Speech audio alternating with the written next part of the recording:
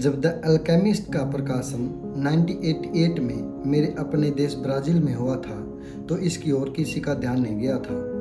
देश के उत्तर पूर्वी कोने के एक पुस्तक विक्रेता ने मुझसे कहा था कि पुस्तक के जारी होने के पहले सप्ताह में मात्र एक व्यक्ति ने ही यह पुस्तक खरीदी थी। पुस्तक की दूसरी प्रति से छुटकारा पाने में पुस्तक विक्रेता को अगले 6 महीने लग गए थे और यह वही व्यक्ति था जिसने पहली प्रति खरीदी थी। और कौन जानता है कि तीसरी प्रति के बिकने में कितना समय और लगा था। साल बीतते बीतते यह हर किसी के मन में साफ हो चुकी थी कि द अल्केमिस्ट चल नहीं रही थी। मेरे मूल प्रकाशक ने मुझसे निजात पाने और मेरा अनुबंध समाप्त कर देने का फैसला कर लिया। उसने इस योजना से अपने हाथ झाड़ लिए और पुस्तक को मेरे हवाले कर दिया। मैं 41 साल का था और हताश था, लेकिन इस पुस्तक पर से कभी अपनी आस्था नहीं खोई या इसको लेकर मुझे कभी कोई दुविधा नहीं हुई। क्योंकि इसके भीतर मैं स्वयं था, मेरा सर्वस्व, मेरा हृदय और मेरी आत्मा। मैं अपने ही रूप को जी रहा था। एक आदमी एक खूबसूरत और एक जादुई स्थल का ख्वाब देखता हुआ किसी अज्ञात खजाने की खोज में यात्रा पर निकल पड़ता है। अपनी यात्रा के अंत में उस आदमी को समझ में आता है कि वह खजाना तो पूरे समय उसके भीतर था। मैं अपनी निजी किदवंती का अनुसरण कर रहा था और लिखने की अक्षमता ही मेरा खजाना था और मैं इस खजाने को दुनिया के साथ बांटना चाहता था।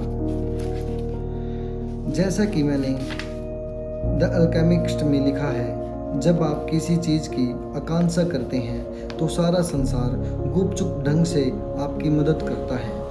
मैंने दूसरे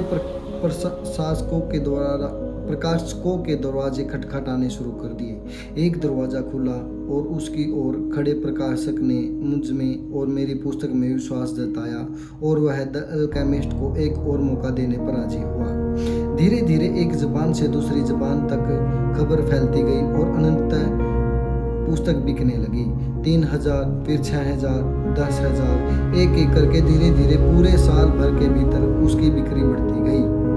8 महीने बाद ब्राज़ील की यात्रा पर आए एक अमेरिकी ने पुस्तकों की एक स्थानीय दुकान से द अल्केमिस्ट की एक प्रति खरीदी।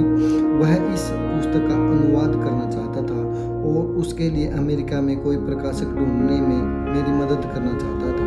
हार्पर कॉलिंस ने इसे अमेरिकी पाठक वर्ग तक पहुंचाने पर सहमत हुआ। उसने इसे धूमधाम से प्रकाशित किया।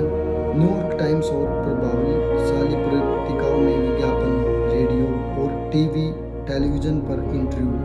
तब भी पुस्तक की बिक्री में कुछ वक्त लगा। वह जबान दर जबान चर्चा के रास्ते उसी तरह अपने पाठकों तक पहुंची जैसे ब्राज़ील में पहुंचे थे। और फिर एक दिन बिल क्लिंटन की एक तस्वीर छपी जिसमें वे इस पुस्तक की प्रति हाथ में लिए व्हाइट हाउस से निकलते दिख रहे थे। इसके बाद मैडोना ने पुस्तक के बारे में वैनिटी फेयर में बहुत उत्साह के साथ बात की और फिर तो रस लंबा और विल स्मिथ से लेकर महाविद्यालयों के छात्रों और अपने बच्चों को खेल के प्रति प्रेरित करने वाली माताओं तक विभिन्न क्षेत्रों के लोग इसके बारे में बात करने लग गए।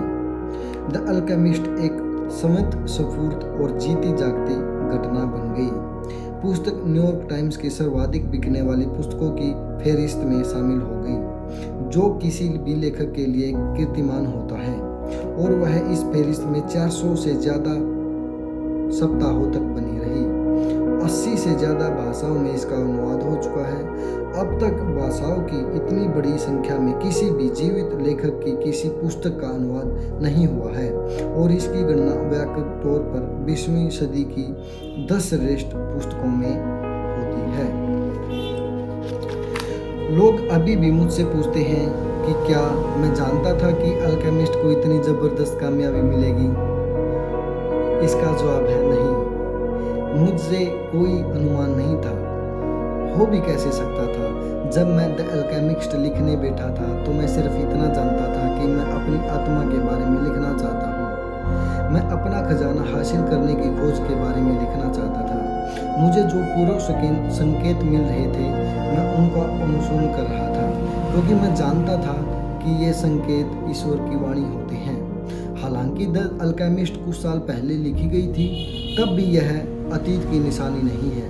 मेरे हृदय और मेरी आत्मा की ही तरह इसका जीवन जारी है, क्योंकि मेरा हृदय और आत्मा इसमें मौजूद है। मैं वह गडीरिया बालक सेंटियागो हूँ जो अपने खजाने की खोज कर रहा है, ठीक उसी तरह जैसे आप अपने खजाने की खोज में लगे सेंटियागो हैं। एक व्यक्ति की कहानी हर व्यक्ति की कहानी है, और ये व्यक्ति की खोज सारी मानवता की खोज है। यही मेरे इस विश्वास की वजह है कि द अल्केमिस्ट इतने वर्षों बाद भी सारी दुनिया की विभिन्न संस्कृतियों के लोगों के भीतर अपनी अनगूंज बनाए हुए है, उनको समान रूप से बिना किसी पूर्वाग्रह, भावनात्मक और आत्मिक सत्रों पर छू रही है। मैं द अल्केमिस्ट को नियमित रूप से बार बार पढ़ता हूँ। हर बार मुझे वैसी ही अनुभूति होती है जैसे तब हुई थी जब मैंने इसे लिखा था। और मैं क्या महसूस करता हूँ यह मैं आपको बताता हूँ। मैं खुश सुख महसूस करता हूँ क्योंकि यह मेरा स्वर है, और इसी के साथ साथ यह भी आपका भी स्वर है।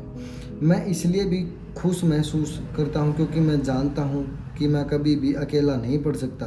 मैं जहाँ कभी भी जाता हूँ लोग मुझे समझते हैं, वे मेरी आत्मा को समझते हैं। इससे मुझे उम्मीद मिलती रहती है। जब मैं दुनिया में जारी टकराव, राजनीतिक टकराव, आर्थिक टकराव, सांस्कृतिक टकराव के बारे में पढ़ता हूँ, तो मैं याद करता हूँ कि ऐसे पुल बनाना हमारे सामर्थ्य में है जिसको प्यार किया जा सकता है। अगर मेरा पड़ोसी भी मेरे महजब को नहीं समझता या मेरी राजनीति को नहीं समझता, तब भी वह मेरे किसी किस्से को समझ सकता है। अगर वह मेरे किस्से को सकता है तो वह मुझसे दूर नहीं है। पुल बनाना हमेशा मेरी सामर्थ्य में है। सामंजस्य बैठा